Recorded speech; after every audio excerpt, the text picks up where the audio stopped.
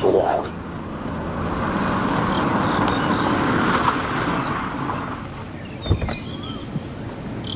哎，陈处长，陆队，你好，陆队。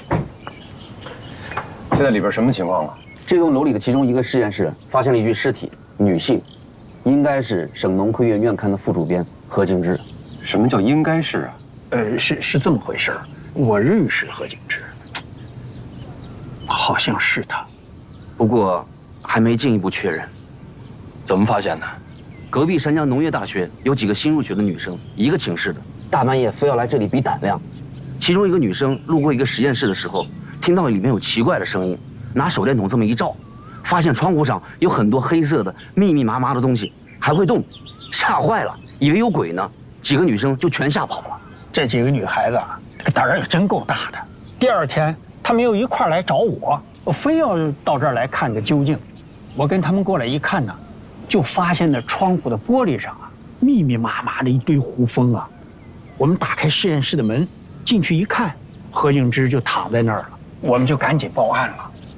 胡蜂啊？对，很多胡蜂，所以我们刚上去看了一下，就立马撤出来了。现场被破坏了没有？不确定。不过我们一到现场，就全面保护起来了。对，先进去看看吧。啊，等会儿，陆队，上面还有很多胡蜂，我们先等等防护服，马上就到了。咱们现在也上不去，痕迹的兄弟都在那边等着呢。等防护到了之后，他们才能上去开道。仙儿，问问景家他们什么时候过来？行，我打电话。也得亏呀，这几个胆儿大的女孩子啊，她们无聊。你说这楼这都多少年不用了？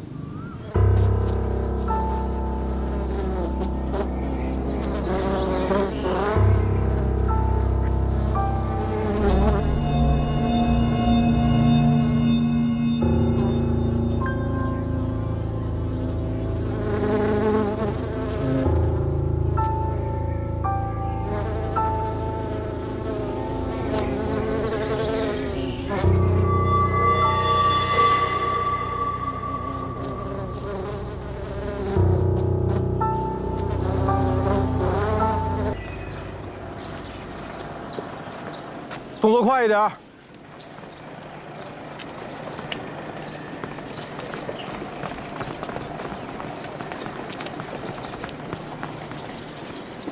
怎么样？有什么收获吗？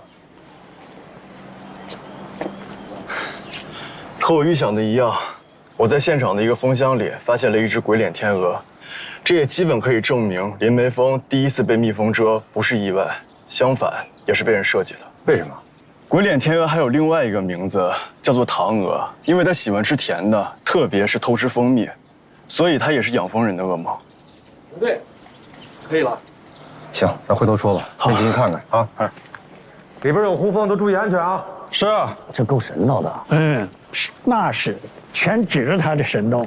他干嘛的呀？队里的昆虫学专家顾问，挺高大上啊，有用吗？有用吗？把那妈字去了。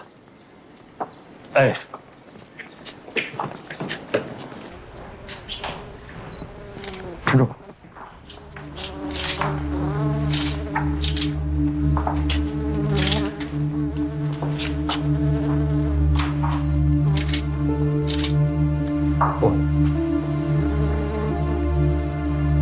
咋会这样？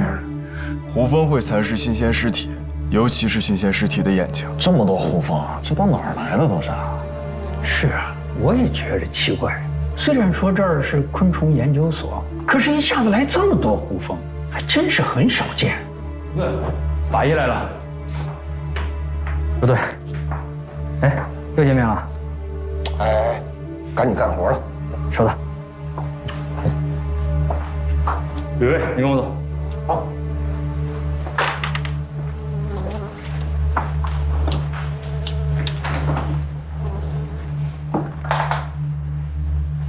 我跟你说一下，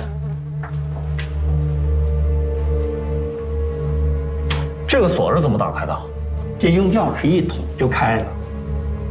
不是，我的意思是，您开门的时候，这个锁有反锁吗？没有。那天他们几个带我过来，用钥匙一捅，门就开了。可是我往里一走一看，吓我一跳。不对。啊。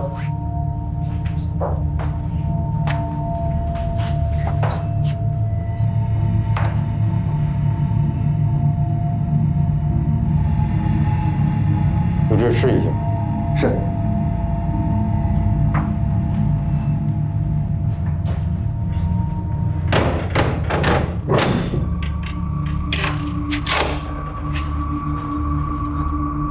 果然是房间的钥匙。刘志，把这个地方化验一下啊。是。陈处长，哎，这个实验室有几把钥匙？有数吗？有数，有数，一共2把钥匙，一把在我这儿，还有一把就在何景之那儿，应该就是刚才这把。那你平时都会把钥匙放在哪？发现钥匙被动过吗？这我们所里边所有的备用钥匙啊，都在我们处里边的保险柜里边呢。这我亲自保管这保险柜，这不就是怕万一要是出点什么事儿，咱们说不清楚嘛。你看现在，这个实验室是死者的吗？不是，是他原来的导师宋教授的。后来这不宋教授牺牲了吗？这个实验室就没人用了。那死者怎么会有钥匙？哦，是这样，宋教授牺牲以后，这实验室没人用了嘛。宋教授的另一个学生唐教授就把钥匙要过去了。他说要保持这个实验室的原貌，这样呢，他们几个学生啊，时不时的来瞻仰一下。另外，他们也可以过来查个资料啊什么的。后来这唐教授也出国了，就把这钥匙留给了何景之。哦，不对，这个唐教授啊，就是跟景天一块回来那个唐大德教授。景天师兄的导师啊。这样，陈处长，你们就先回去吧，这儿呢交给我们好不好？哎，好，那你们辛苦了。哎，再见啊，辛苦辛苦，辛苦。不对，从干案来看，死亡时间大概是前天的夜里10点到凌晨12点左右，尸斑显著，但是尸僵已经结束了。现在呢，尸体已经开始有点腐烂的迹象。初步检查身上没有明显的外力伤痕，虽然发现了注射器，但是呢，身体裸露部分还没有明显的注射痕迹。不过面部有紫绀，有大小便失禁的现象，像是中毒而亡。中毒？对。具体是什么毒致死，是口服还是纯注射？注射在哪里？还得等全部解剖和检验之后才能得到结论。哎，那能确定是自杀还是他杀吗？我这儿还不能。会是胡蜂把人蛰死的吗？这个，以这些数量的胡蜂，想要蛰死一个人还是远远不够的。哦，现在程序走吧。啊，好，来把担架抬出来。那边看一下。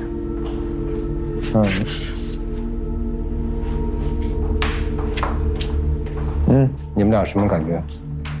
啊，我觉得吧，这就是一个典型的密室杀人。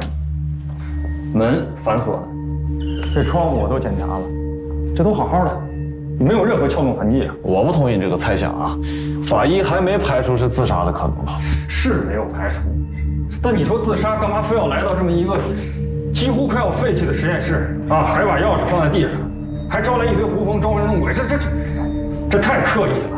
不是，那跑到大马路上自杀，那能叫自杀呀？那撞车不叫自杀。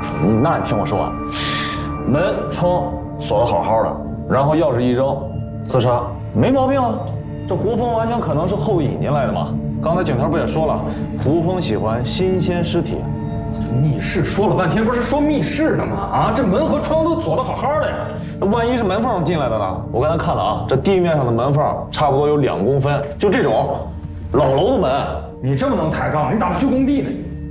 刚才陈处也说了，虽然这里是窥烟所，但一下子出现这么多胡蜂，确实不常见。如果是在野外，尸体周围出现大量胡蜂，这还可以理解，但这个地方确实很奇怪。听见了吗？专家说的。现在我还不聋。这样，你们跟派出所同志呢对接一下，就说现在可以处理一下胡峰啊，千万不要让他们知道人啊。是。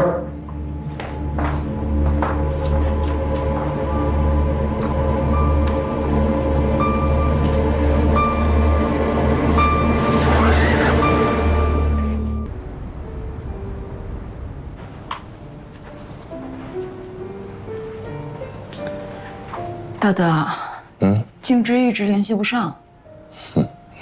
他这个人就是这样的，阴阳怪气，神出鬼没。你找他的时候，总找不到；他找你呀，嘚儿，突然冒到你面前，吓你一跳。除了静之，还有多少贵宾没有确认？还有3、4位吧。哎，静之你别联系了，我让周浩联系他。这景天也挺有意思啊，回国以后就不见踪影了。他也知道咱们后天发布会啊，也没打电话过来问我们需不需要帮忙什么的。小雨家更需要他吗？是，我知道。没事，我打电话联系他。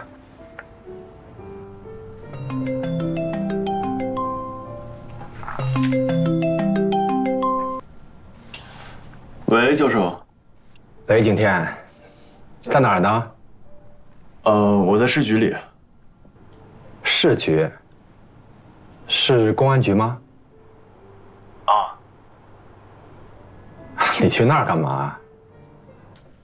有几个案子涉及到了昆虫，所以我过来帮忙。涉及到昆虫应该找我呀，你还是个学生呢。碰到什么困难没有？有什么需要我帮忙的吗？暂时还没有。今天，后天就是新闻发布会，然后就是宋教授的铜像揭幕仪式。那天你离国姐忙前忙后的一个人肯定忙不过来，要有空的话抽时间早点过来帮帮他。没问题吧，今天？好，没问题，我肯定去。好，那你先忙。哎，对了，教授，你说。明天是小雨的告别仪式，您去吗？去，必须去啊！小雨最后一程，我必须送他。好，那我们到时候见。行，到时候见。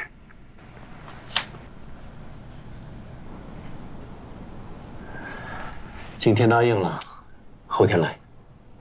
好。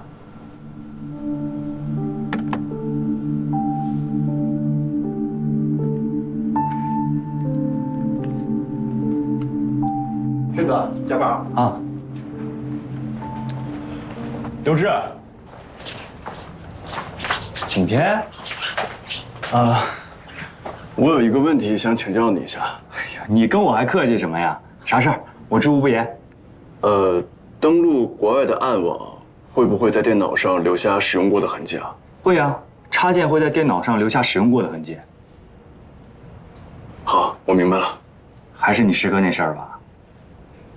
对，我师兄他明天就要火化了，可我还是没能还他清白。要不你报案吧，做个笔录，我们就能帮你了。我再想一想吧。实在不行，就等新闻发布会还有雕像揭幕仪式之后再说吧。毕竟这些事情呢，也都是大事。行，这个你拿主意。你还有事儿吗？没了。那我就不陪你了，我找朱队还得接事儿呢。好，那你先忙。走了啊。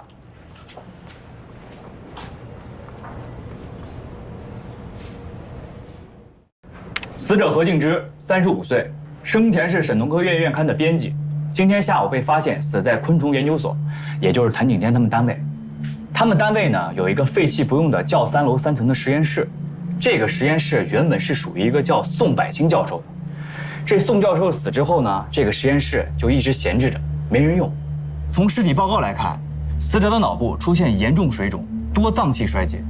结合死者被发现时面部紫干、大小便失禁等情况，以及现场死者有挣扎过的痕迹，基本上可以判定死者是属于中毒而亡。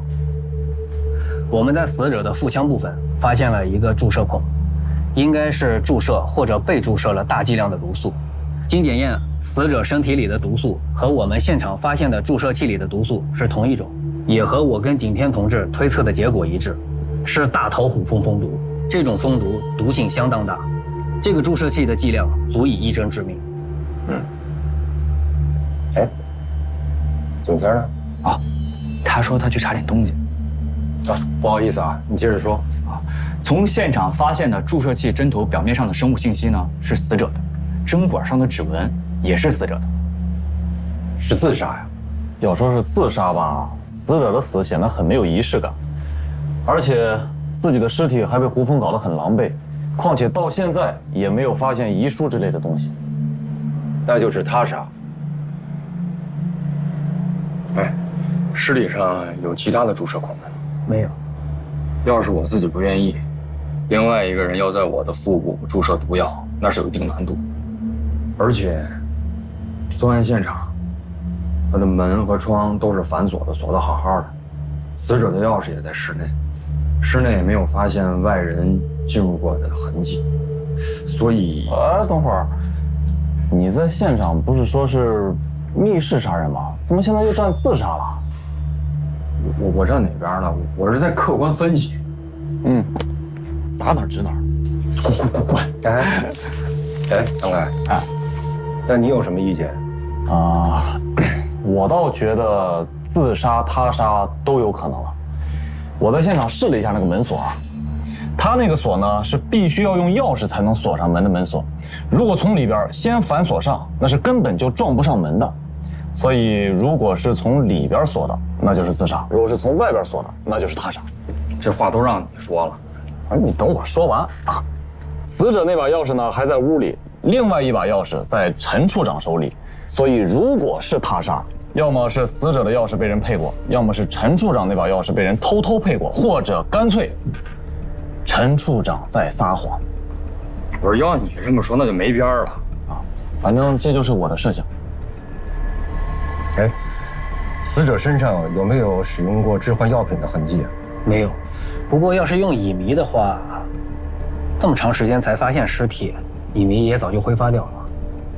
不排除使用乙醚。对。刘志，钥匙上有指纹吗？没有，钥匙被液体浸泡过。那滩液体化验之后什么结果？就是蜂蜜和白醋的混合液，3:4的比例。是什么东西？这蜂蜜和白醋还3:4啊？那会不会是那种什么，这个网红的养生配方啊？我看现在网上挺多的。也有可能是抹身上用的、减肥用的。我好像在健身房听女生好像说过。你俩这认知渠道和日常关注点全暴露了啊！是，死宅男。仙儿，死者的社会关系怎么样？3年前离了婚，一直独居，没有孩子。我们和派出所的兄弟初步走访了一下他的同事还有邻居，多数人反映他性格乖张、喜怒无常，很少与人交往，而且加上他的工作，这平时也不用坐班什么的，那么我就可以理解他为什么死了超过1天1夜的时间，也没有惊动什么人。现场有没有发现死者手机啊？没有，打也打不通。这样，刘志，明天申请一下搜查令，搜查一下家里边，还有单位办公室，包括座机、笔记本、台式机啊，看看社交软件之类的有没有谁跟他联系啊。明白。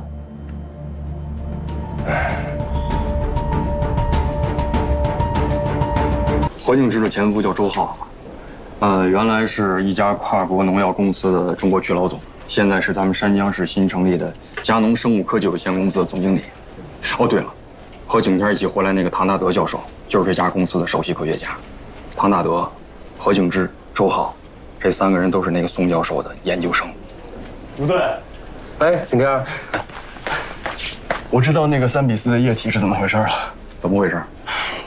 这些液体和在这些液体中发现的房门钥匙，说明这起案子不是自杀，而是一起典型的密室杀人。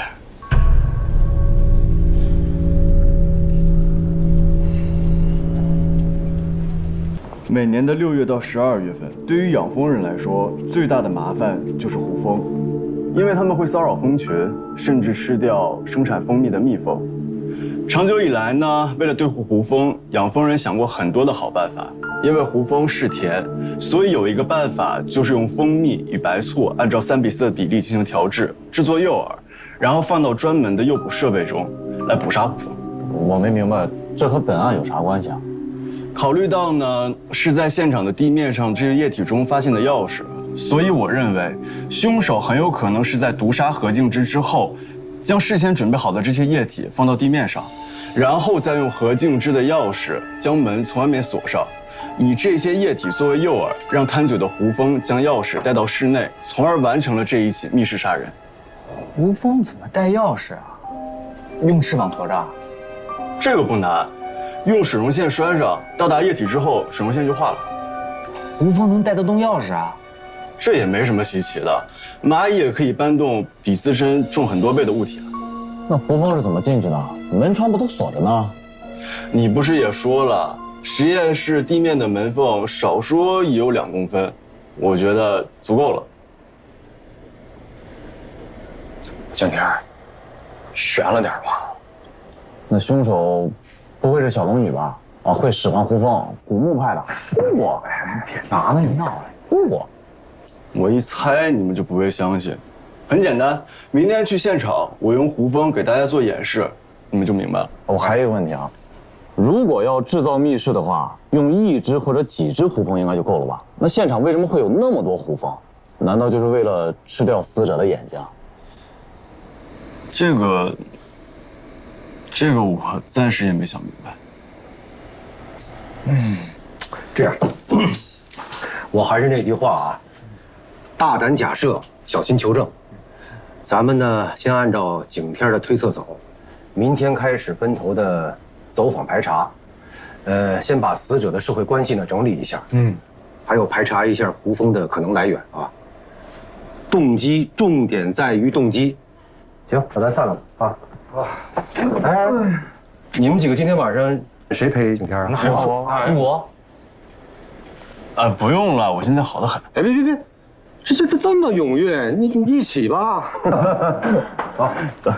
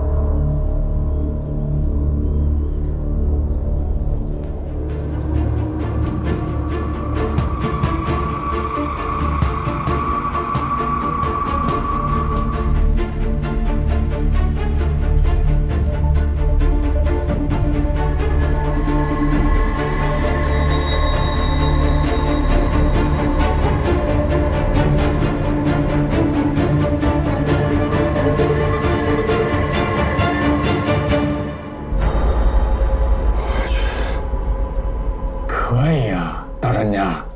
我们等会儿再进去，要不然会吓飞胡蜂的。神啊！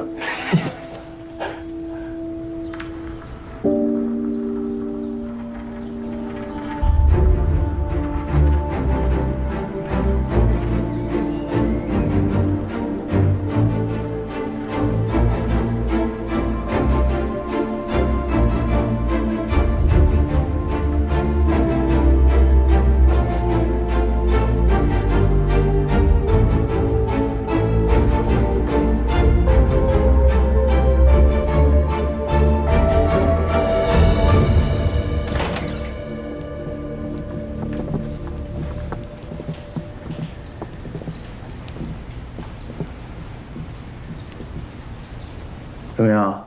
我这人设是保住了吧？我说什么来着？这就是典型的密室杀人。打哪知哪。滚！通知刘志啊，按照凶杀案立案，咱们呢按照原计划分头行动啊。是。景天。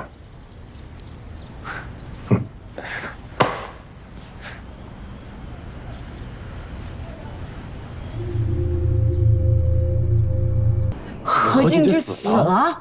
对。他什么时候死的？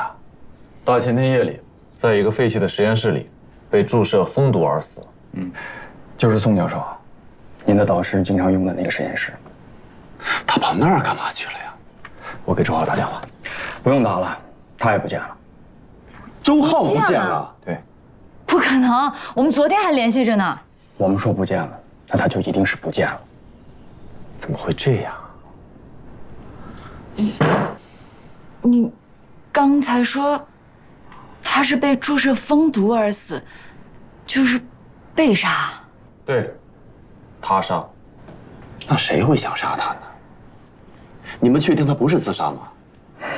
经过景天的演示，我们基本确定。景天的演示？景天还是个学生呢。1年前，他就是我们支队的昆虫学专家顾问了。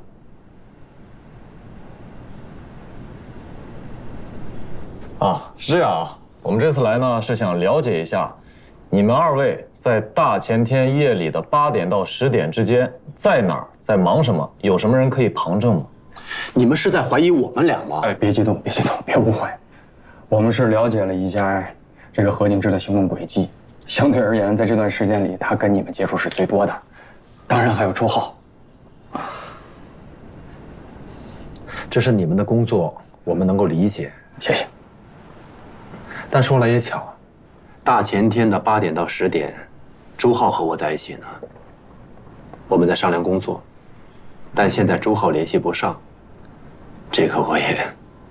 没事，你再仔细想想，只要有人能见到你们在一起就行。我们2个大前天是去了桃花江对面的鹅岭，但我真想不起来谁能跟我们证明。你们俩去那儿干嘛？嗨，男人的矫情呗。我们俩为这一天共同奋斗了很长时间，现在终于梦想实现了，就想着2个人在一块儿庆贺一下。哎，在那段期间，如果有交通监控视频，应该能够证明吧？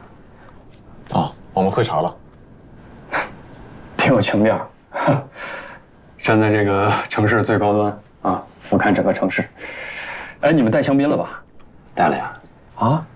我们只是象征性的碰了一下杯，没有喝酒。那您呢？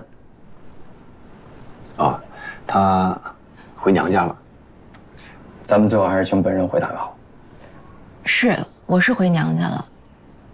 准确的说，应该是叔叔家。我上次回国是2年前了，所以我这次回去看看他们。到底是娘家还是叔叔家？都对。李果从小父母走得早，是在叔叔家长大的。那叔叔家在本市吗？不在，在泾县，开车单程不到2个小时。几点去几点回的呢？我记得好像是不到下午5点到的，然后待到11点往回走。自己开的车？对。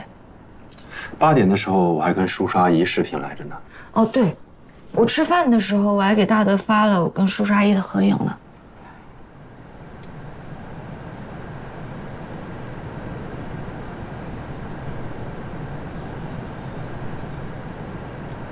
留个证据介意吗？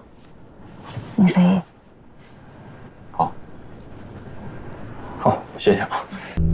何静之和周浩离婚的主要原因是什么呀？是这样的，静之之前一直追求大德，周浩呢又一直追求静之。我们师兄妹的这些关系，让你们见笑了。哎，后来我跟大德走到了一起，没到半年，静之就跟周浩结婚了。不过也是没到半年，他俩又离婚了。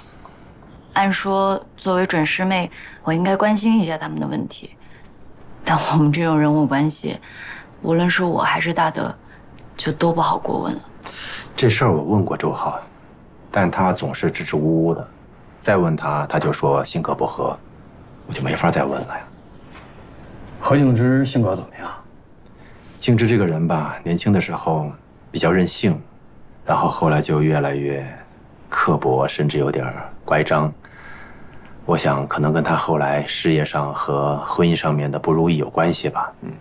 所以刚才你们说静之出事儿了，我第一时间就认为他是自杀，但你们又说景天给你们也……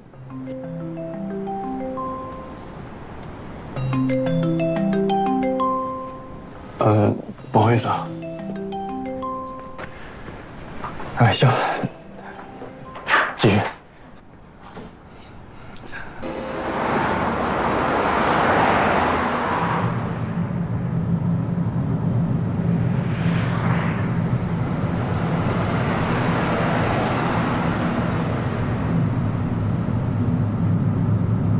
你好好开车。啊。哎，卢队，现在还是没找到周浩，手机无法定位，几个住宅都没有人。所有的亲戚、朋友、员工，我们都问了个遍，都说不知道去哪儿了。啊，不过他名下有一辆车不见了，我到现在还没找到。你找不到接着找啊！别废话了，赶紧找。哎，是，继续找。这个狗日！哟，你敢骂卢队？快，好好开车！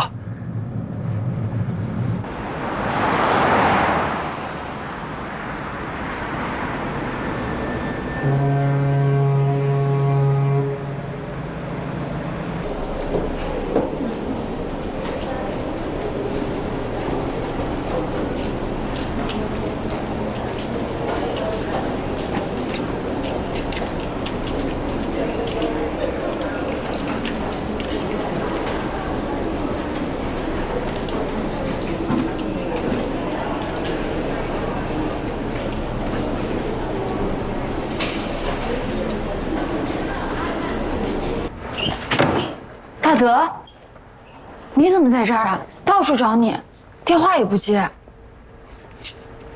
怎么了？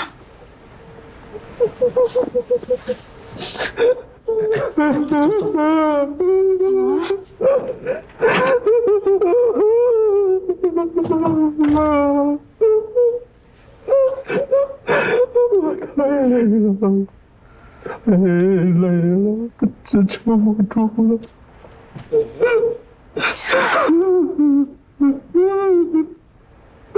是啊，这段时间是怎么了？在泰国小雨死了，回国之后静之又死了，是我们到底做错了什么吗？为什么会这样？大德，我们不开这狗屁发布会了，行吗？我们把公司股份还给周浩，我们不干了，行吗？我们什么都不要了，回泰国开开心心教书，好吗？这2天我的心里像有块大石头一样压着我，我喘不过气来。我理解。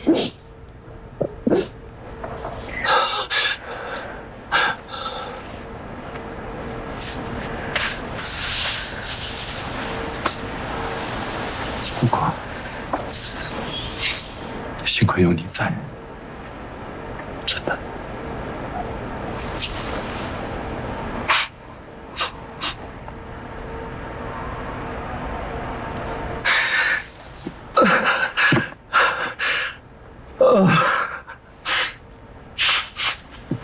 哎呀，哭出来我好多了。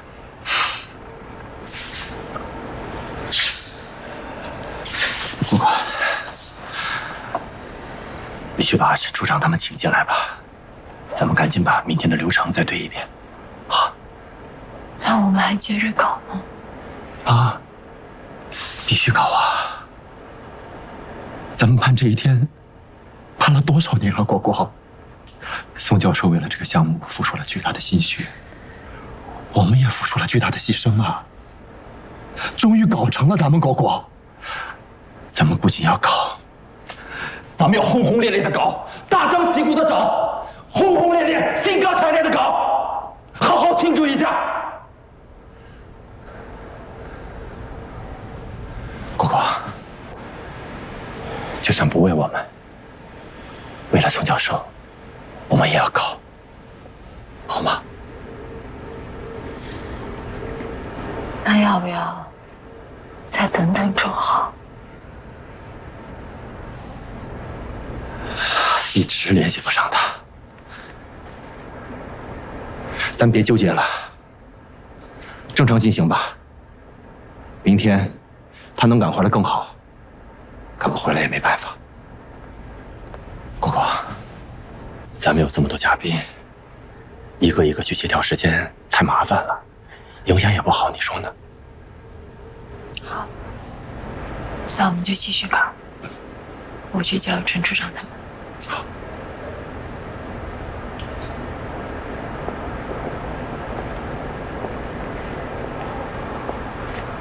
果果，果果，咱们再坚持一下。过了这段时间，我陪你好好去玩几天。这个新源医疗，咱们也该考虑考虑要孩子的事情了。现在咱们的条件好了，争取一口气多生几个孩子，好不好？等忙完这阵再说吧，我去叫他们。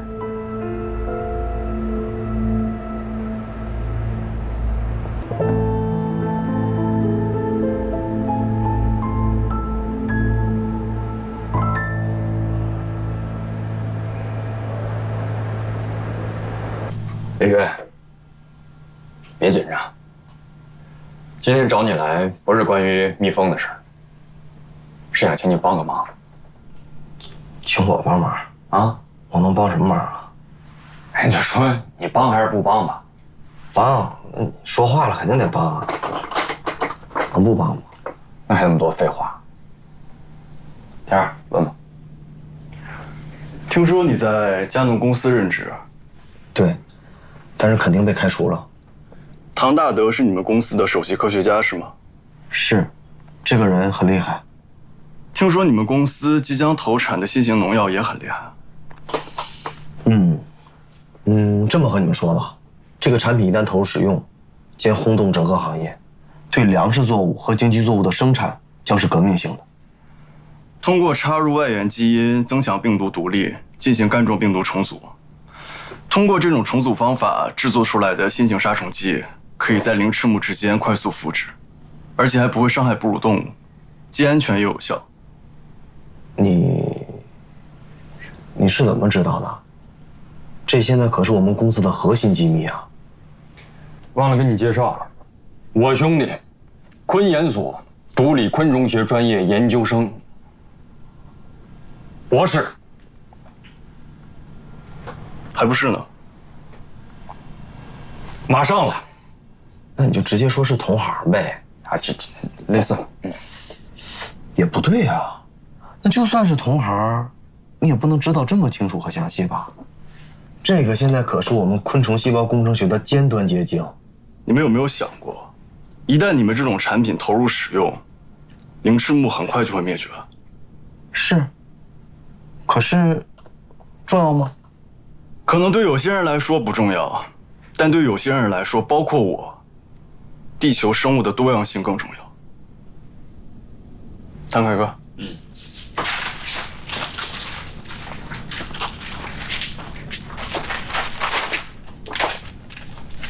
至于我是怎么知道的，你看看这个吧。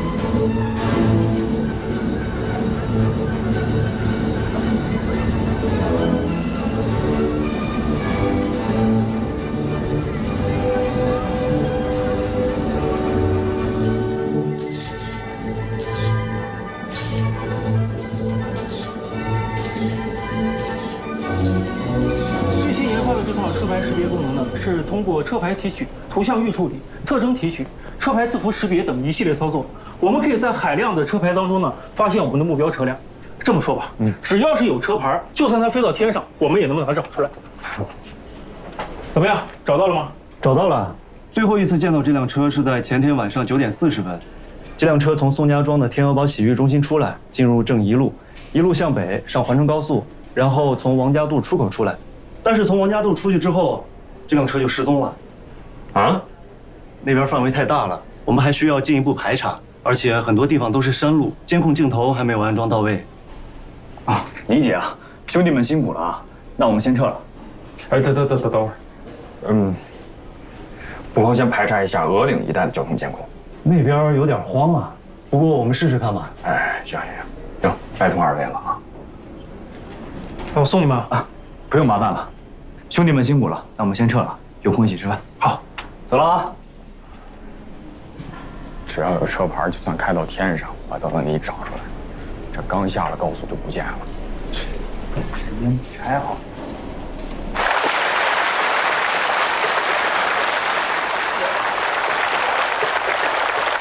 国产农药919号专利的诞生，凝聚着唐大德教授以及我昆研所所有科研人员的心血。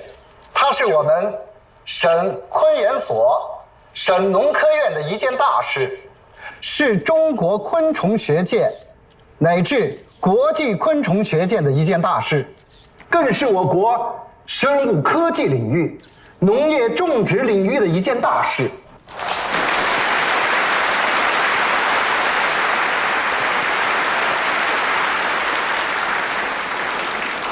下面有请我省著名青年科学家、昆研所教授、泰国国立农业大学客座教授、佳农生物科技有限公司首席科学家唐大德先生致辞。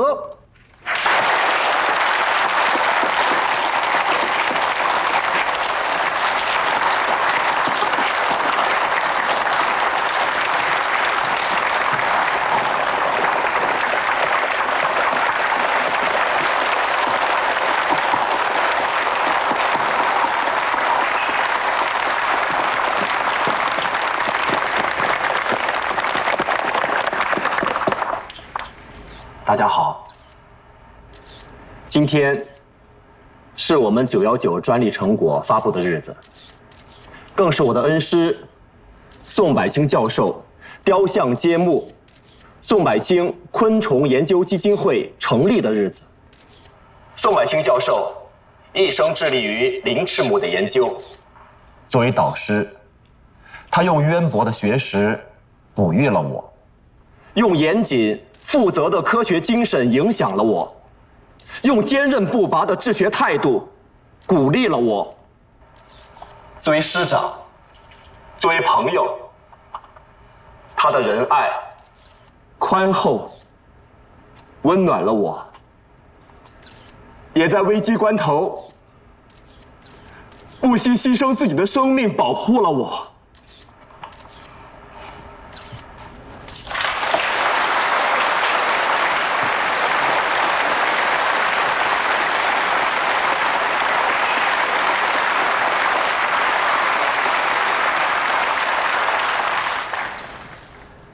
他是我心中的灯塔，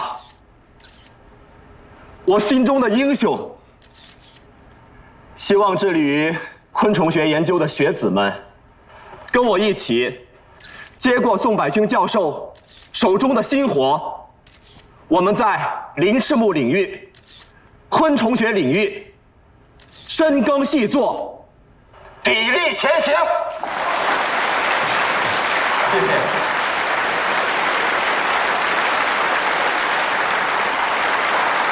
下面有请世贸处会副会长李海祥先生、著名昆虫学家刘长平先生、农科院副院长魏光宇先生和唐大德教授一起为雕像揭幕。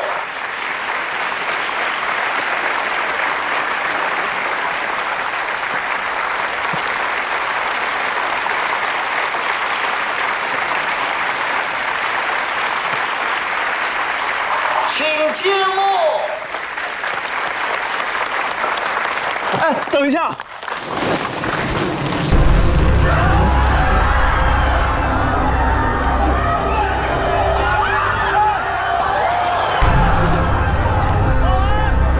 疏散人群！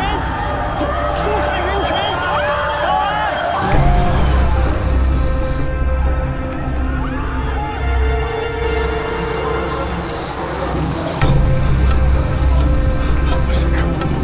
谁给我？谁来的？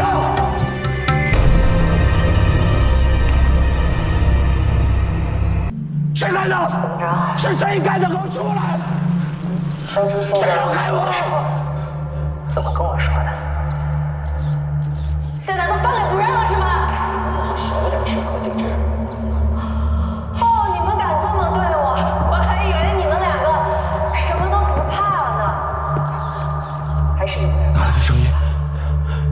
音响，关掉音响！快，关掉音响！关掉音响！我们还是同伙。关掉音响！有人吗？那儿？有人没有？我的个天哪！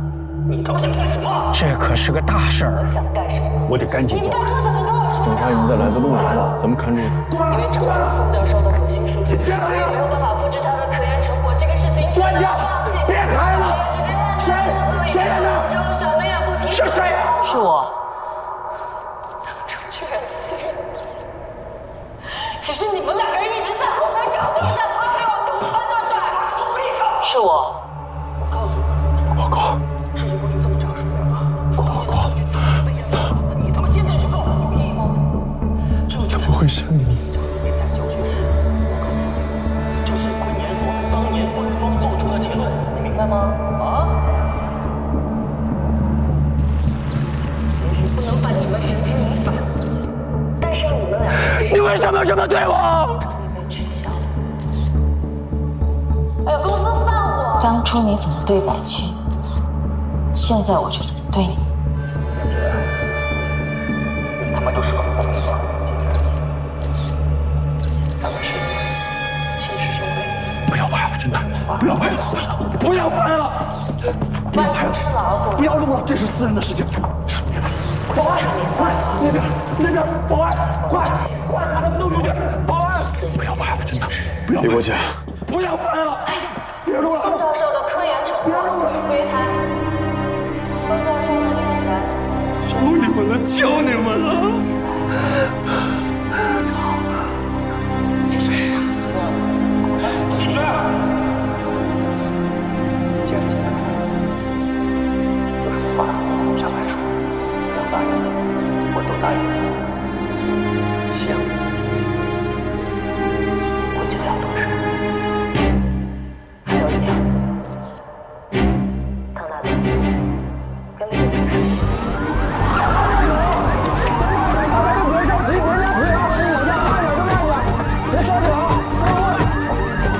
快！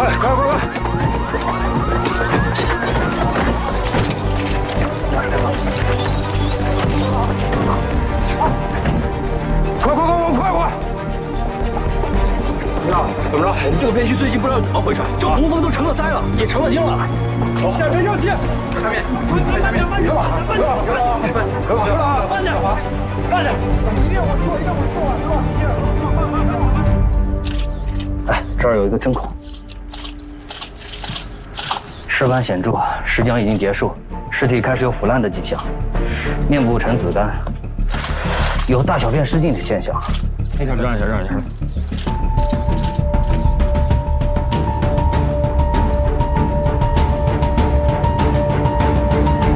把群众安排到外边警戒区去。小二，大门封闭啊！让所有在场的群众把手机里案发现场的视频全部删掉，所有人不做完笔录不许离开。是，贝贝，过来。贝贝，刚刚啊，他们放录音了，看来前些年宋教授的牺牲啊，不是意外，而是他们几个学生啊，合伙谋害的。他、周浩，还有那个刚死的何敬之。不是宋教授，你慢慢说怎么回事？你问他。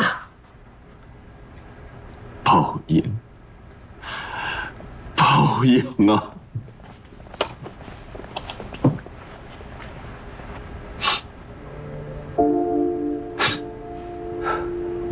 下课，谢谢同学们。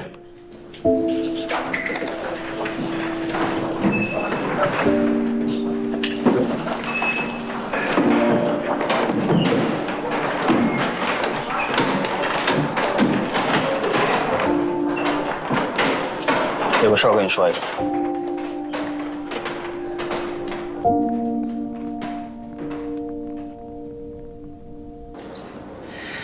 老板要开除我。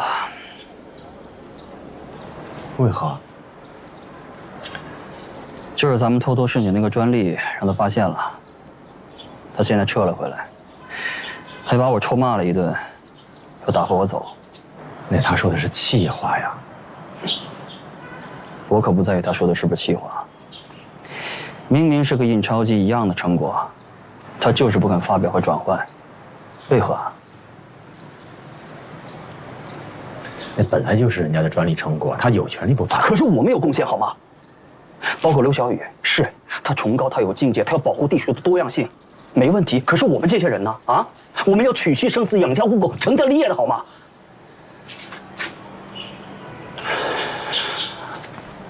别鬼鬼祟祟的，有什么话快说。大德，我倒有一个办法，可以一劳永逸地解决问题，而且呢，你还能得到你的果果。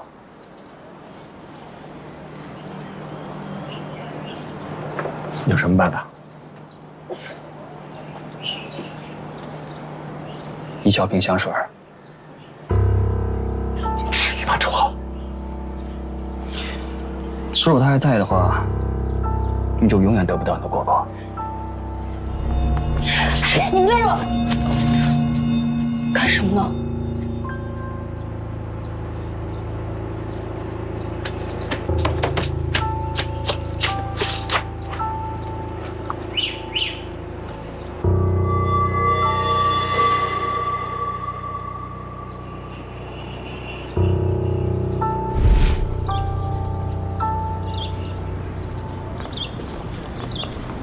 李果，那么巧啊，唐师兄。我是专程在这等你的。我想请你吃饭，就我们2个人。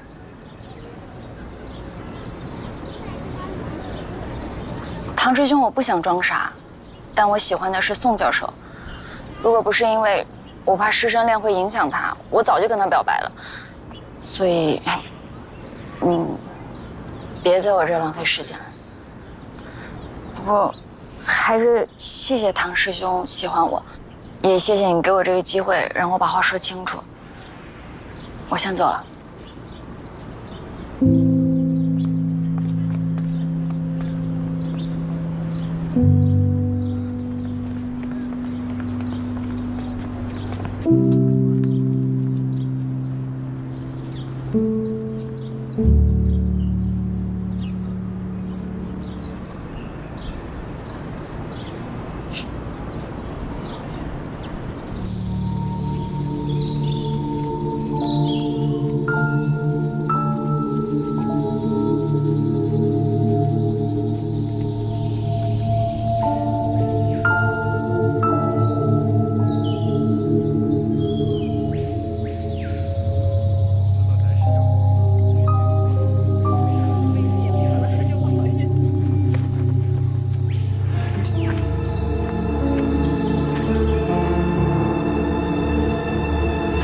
我要是被胡同群弄死了，我的父母就交给你了。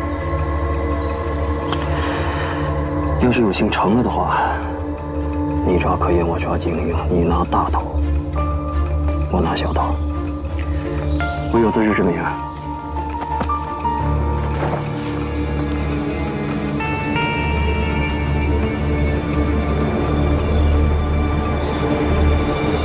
慢点啊！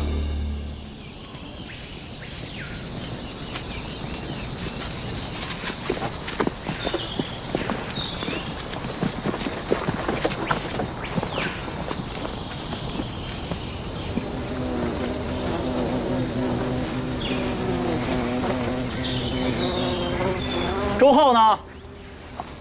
他方便去了，教授。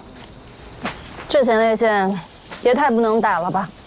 注意一下措辞啊，学妹在呢。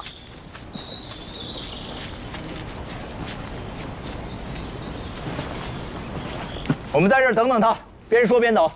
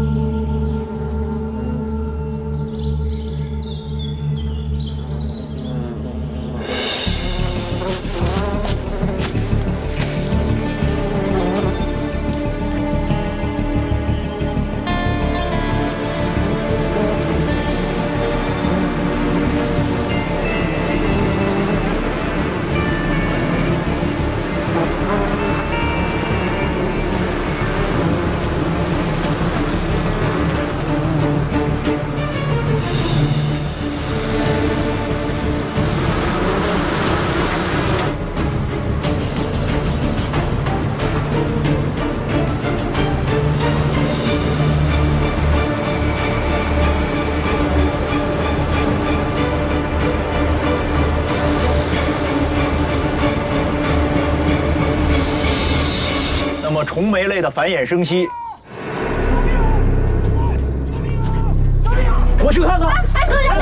你带他们往那边跑，往那边跑。你小心了，教授。走。救命啊！周浩，快跑！快跑！救命！快跑！周浩！救命！救命！救命！救命！救命！救命！周浩，救命！救命啊！救命！周浩，救命！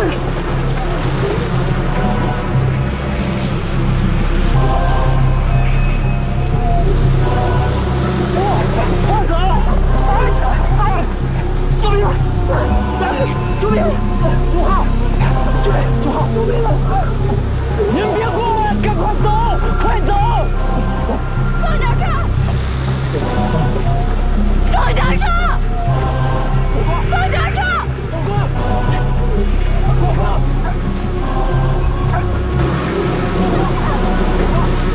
宋教授！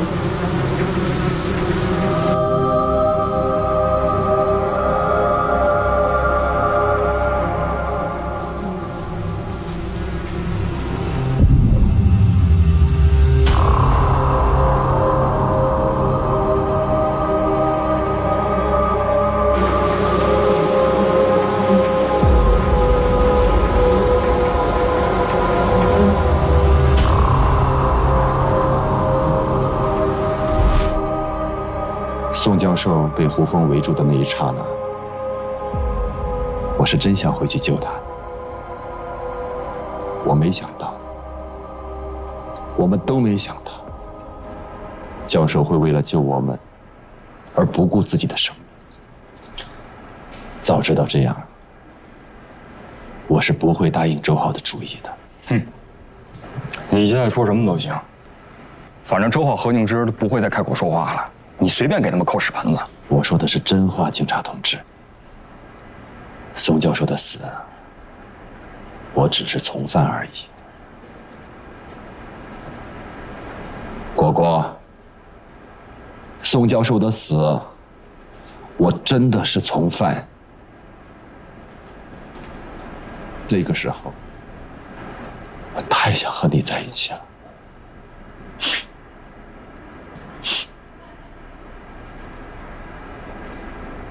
卢队，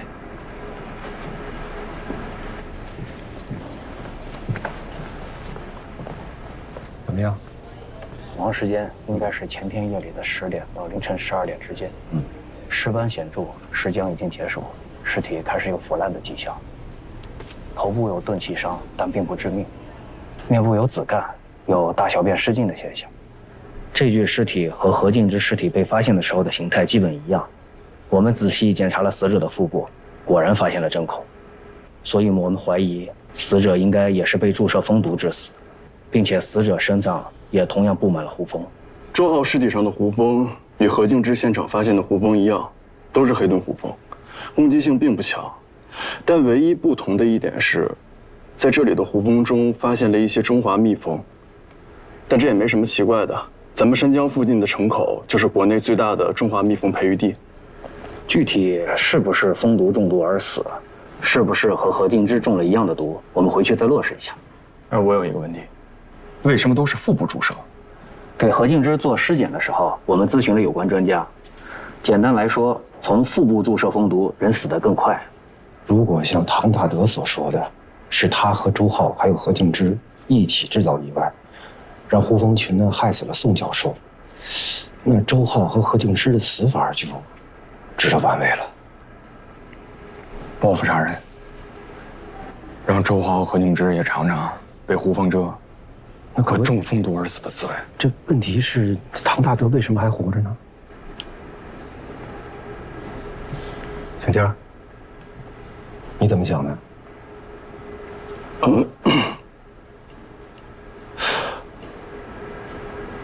我觉得很有可能是唐大德杀的那2个人，这样他既能灭口，又能独吞所有成果。你们别忘了，我师兄的案子还没最后破呢。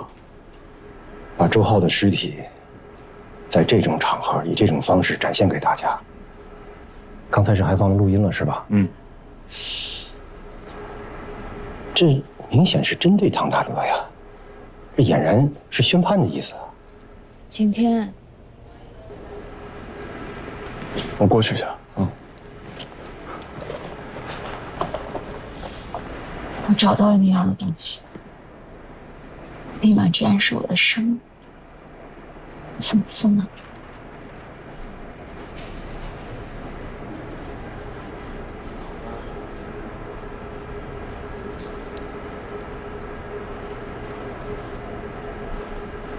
他都带回去审了。唐敢，上铐吧。是。过去。小乔，把李果也带回去。好。人是我杀的，别动，别动！人是我杀的，我承认，不用带我走，我现在就承认。周浩和景之，是我杀的。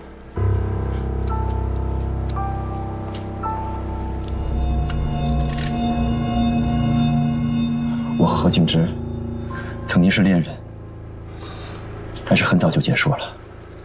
后来她嫁给了周浩，不过没过多久，他们也离婚了。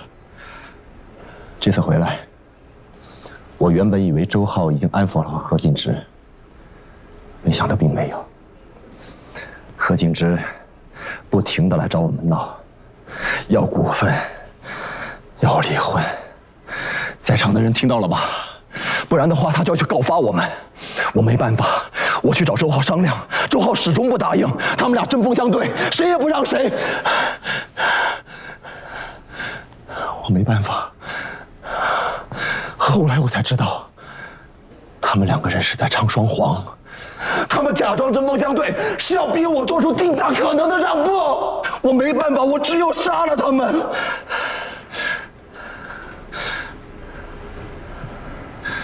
这样也挺好，再也没有人知道宋教授被害的秘密了，也再也没有人跟我争权夺利了。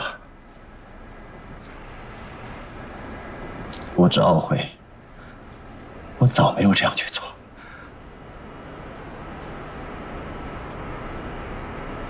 果然都是他干的。是的，该是我做的，我都会承认的。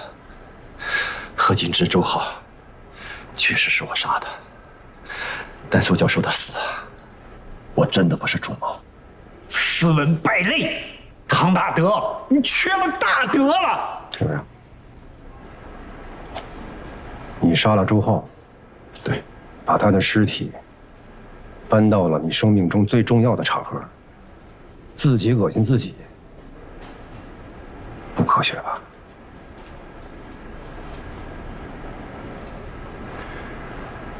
你问得对，警察同志，这就要拜我的夫人所赐了。我深爱着我的夫人，可我的夫人却一直爱着宋教授。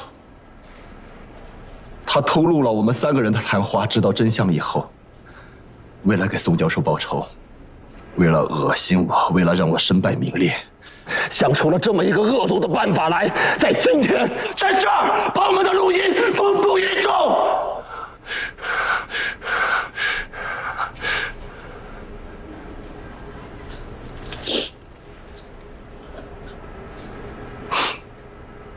你成功了，你成功了！别动！小肖，哎，把人带走，小心穿过啊！是。请等一下，别过去，别动，别动，别动！请问你是怎么杀的何敬之，又是怎么杀的周浩？这用不着你操心，我会从实交代的。说呀！别过，别过！说呀！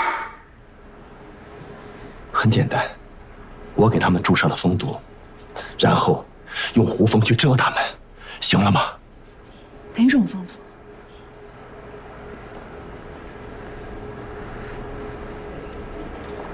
有必要这样吗，公公？请你不要妨碍我们执行公务，快要把人带走。哎，公公，你别动，别动，别动，别动，别动，别动！别动！别过来，别过去！别过来，别过来！别过去！景天，你也别动。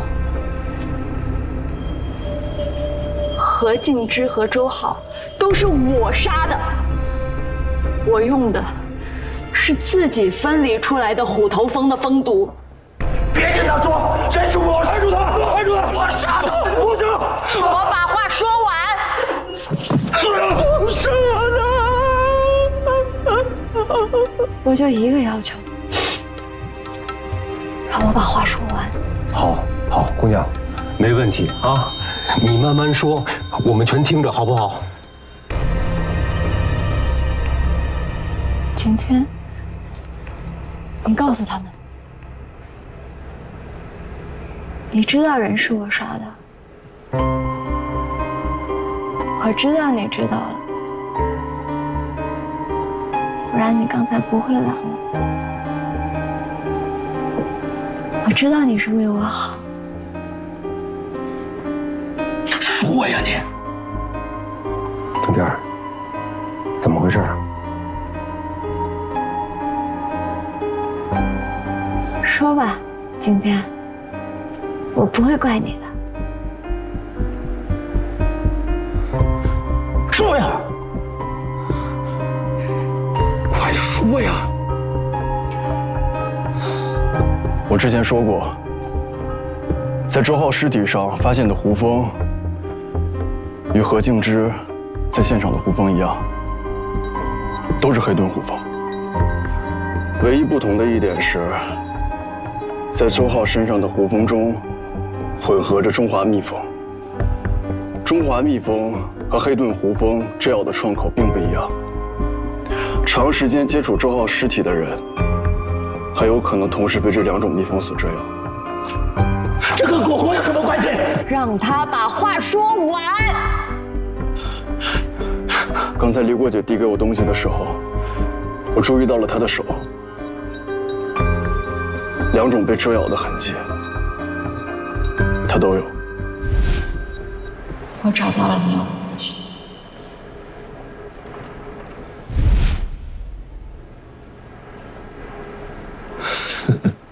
可笑，就凭这一点吗？就凭这一点吗？景天，为什么要拦李果啊？你别忘了，你还是警队的顾问呢。其实，在你们来之前，李果姐放录音的时候，对唐大德说过一句话：“果果，你为什么这样对我，果果？”当初你怎么对百清的，现在我就怎么对你。既然当年唐大德、何敬之、周浩三人共谋，利用胡风群害死了宋教授，然后现在何敬之和周浩又先后被注射蜂毒，并且被胡风折磨致死。何敬之死在当年宋教授的实验室里，而周浩的尸体却出现在今天这样的场合。显然，这是一场针对当年杀害宋教授的凶手们的复仇。正如李果姐所说，当年他们怎么对待宋教授的，如今复仇者就会怎么对待他们。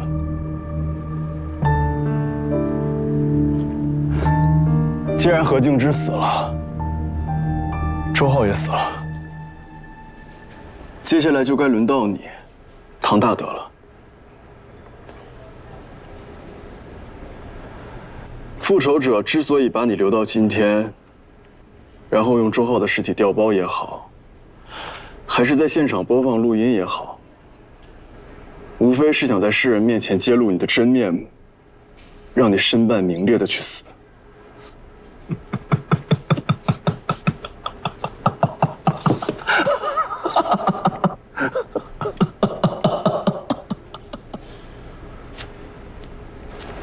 李国姐递给我东西的时候，我注意到了她的手，然后她向唐大德那里冲过去。我突然反应过来，她接下来有可能会针对唐大德。我不希望她再做傻事，所以我好样的，景天。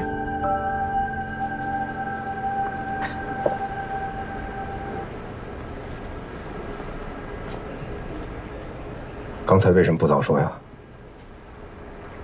你他妈胡闹，你知道吗？反正唐大德都已经担下来了，那我们为什么不成全他？他该死！等会儿，何敬之死的那天晚上，你不是在老家清县和你叔叔阿姨在一块儿，你还跟唐大德视频通话来着？是，我是回娘家了。准确的说，应该是叔叔家。那叔叔家在本市吗？不在，在清县，开车单程不到2个小时。几点去几点回的呢？不到下午5点到的，然后待到11点往回走。自己开的车？对。 8点的时候，我还跟叔叔阿姨试下来。哦，对，我吃饭的时候，我还给大德发了我跟叔叔阿姨的合影呢。我是跟他们在一起，不过不是在我老家清县，而是在山江。我把他们偷偷接过来了，然后跟他们吃了个饭。吃饭的时候，跟大德他们视频了一会儿，然后我就去找何敬之了。 时间刚刚好。你就那么想杀死我吗，果果？其实那天听完你们吃饭时的对话录音，不知道为什么，我虽然痛恨何敬之和周浩，却在心里选择了原谅你。毕竟你只是从犯，毕竟。 你没有答应何敬之要你离开我的要挟，毕竟，我想我对你还是有感情的，所以就算我杀了何敬之和周浩，我还是愿意继续陪你准备发布会。昨天晚上的时候，就我们2个人。 我差点就要妥协了。如果你你愿意放弃发布会，我还是可以跟你继续走下去的。可惜你没有，你还是要把发布会继续搞下去。公公，我做这一切也是为了你呀。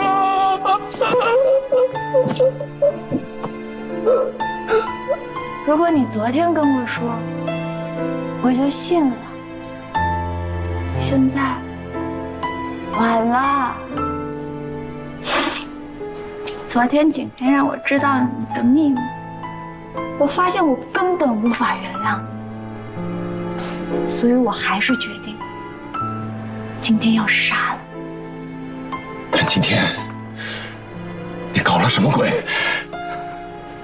但我刚才看见了，我这么对你，你还是愿意继续替我顶嘴。我相信啊，我相信你是真的爱我。我好感动啊，公公。所以，我有了一个比杀你更好的主意。公公，公公，李国姐，唐大德，李国姐，是你毁了我，我要你在你活着的每一天里都生不如死。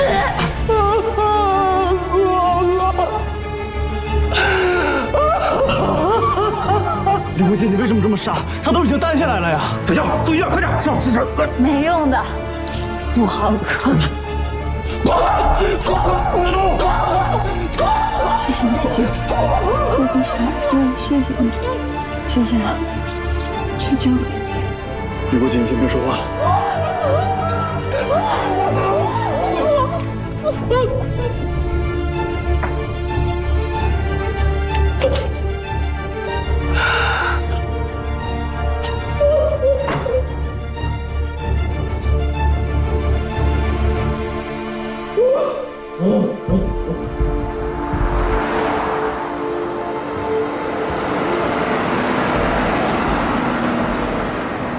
这么可恶的小雨死的前一天晚上，我没跟他们在一起，我不该。李国姐，你先别说话了。没事，现在只是呼吸道肿胀，还有一会儿才会去睡觉。李国姐，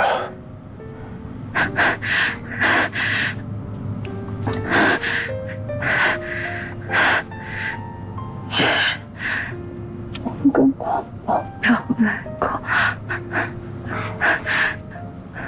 他说世上不能谈恋爱。我好后悔，我不该答应他的。我们去的那座山好美，他在山上的样子好帅，好可惜。李国姐，你先别说话了。你为什么这么傻？我都已经拦着你了。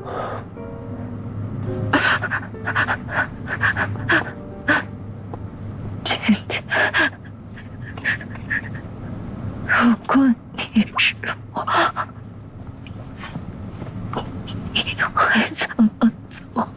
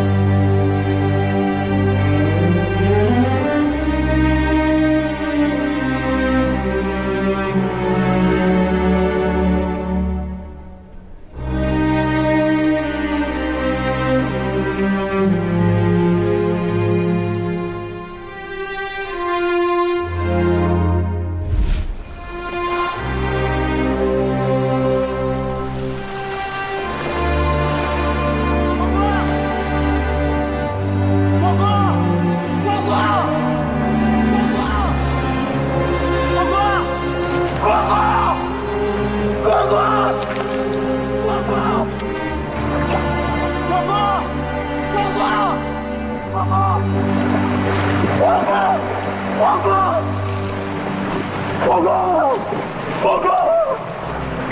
报告！报告！报告！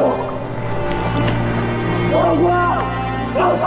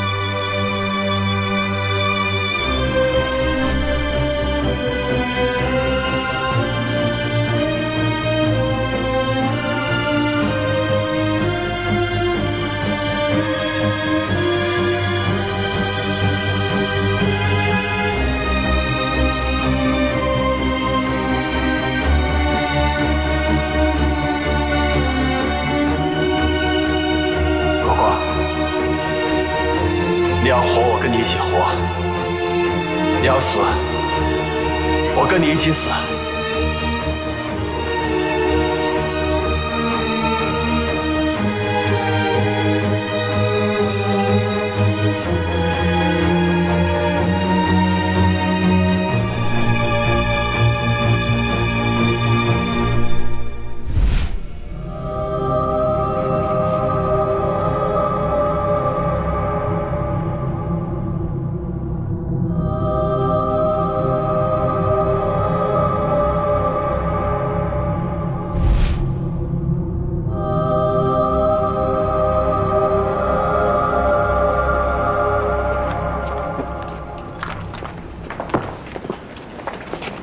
后续还得麻烦您继续配合我们调查这个案子。哦。另外，这个证据链有个问题啊。您看，李果一个女人，她怎么能够搬动这么沉的尸体？